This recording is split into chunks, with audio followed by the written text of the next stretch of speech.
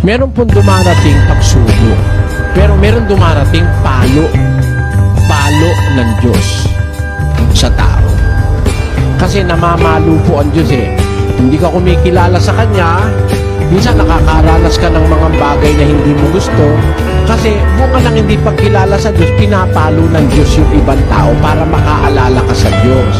Alam niyo kung minsan yan, lindol, mga bagyo, mga baka, kung saan ang tao napapahama, pinararamdam ng Diyos sa atin na baka tayo nakakalimot sa Kanya, nagagalit siya. Kaya lang dapat alam mong i-distinguish ano ba yung pagsubok, ano ba yung palo. Baka akala mo pagsubok pa, palo na pala. Ganon, kailangan po maintindihan natin yun. Ngayon yung pagsubok, pagka dumadating po yan, maraming talata sa Biblia na pwede nating mapanghawakan.